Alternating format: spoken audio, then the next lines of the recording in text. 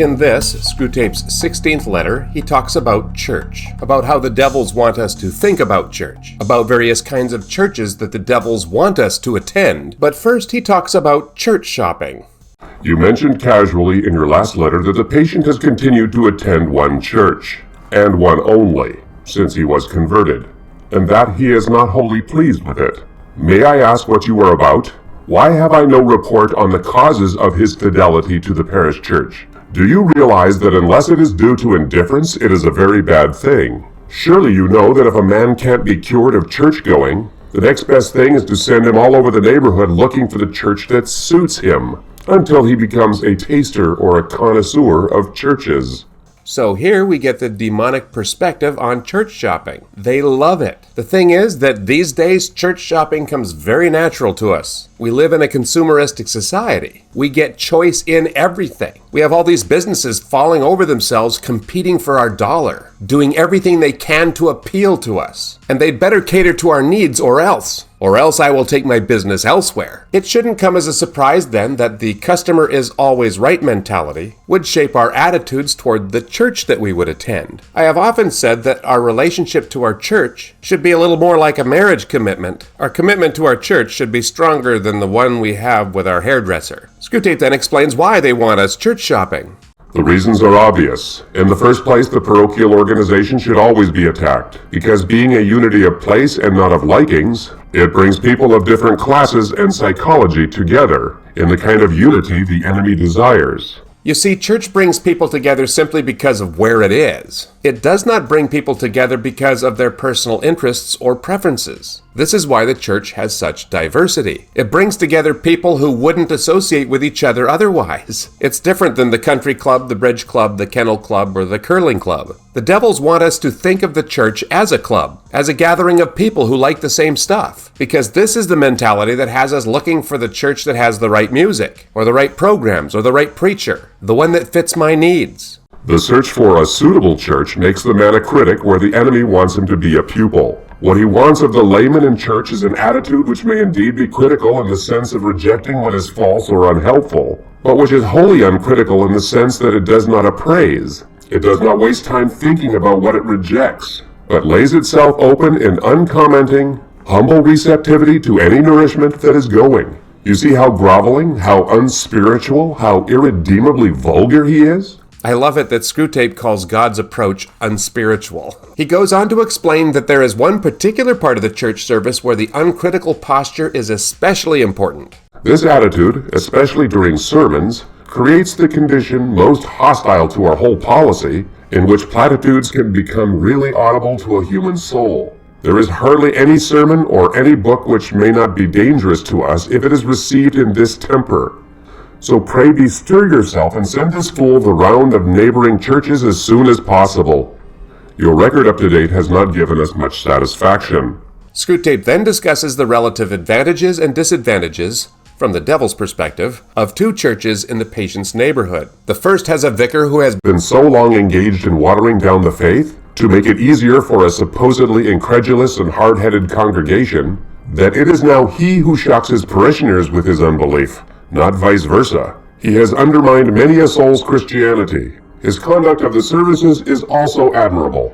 In order to spare the laity all difficulties, he has deserted both the lectionary and the appointed psalms, and now, without noticing it, revolves endlessly round the little treadmill of his 15 favorite psalms and 20 favorite lessons. We are thus safe from the dangers that any truth not already familiar to him and to his flock should ever reach them through Scripture. But perhaps your patient is not quite silly enough for this church.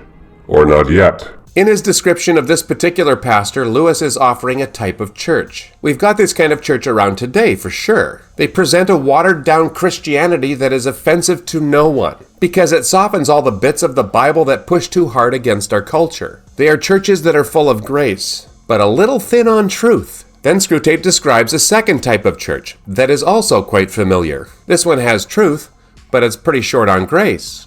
At the other church we have Father Spike. The humans are often puzzled to understand the range of his opinions. Why he is one day almost a communist, and the next not far from some kind of theocratic fascism. One day a scholastic, and the next prepared to deny human reason altogether. One day immersed in politics, And the day after, declaring that all states of this world are equally under judgment. We of course see the connecting link, which is hatred. The man cannot bring himself to preach anything which is not calculated to shock, grieve, puzzle, or humiliate his parents and their friends. The first church is the type that focuses on all the nice things of Christianity and suppresses the difficult parts and the ones which might offend. The second one offends everyone. It seems as if that's Father Spike's point, to be against. But Screwtape has some concerns about this guy. But I must warn you that he has one fatal defect. He really believes, and this may yet mar all. It seems like these churches and the men who lead them are totally different, but Screwtape points out an essential similarity. But there is one good point which both these churches have in common. They are both party churches. I think I warned you before that if your patient can't be kept out of the church, he ought at least to be violently attached to some party within it. I don't mean on really doctrinal issues.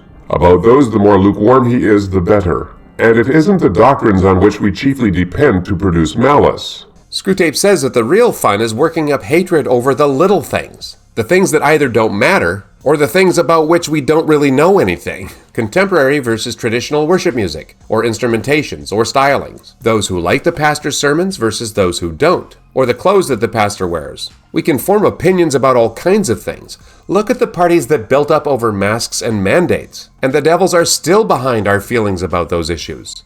We have quite removed from men's minds what that pestilent fellow Paul used to teach about food and other unessentials. Namely that the humans without the scruples should always give in to the humans with scruples?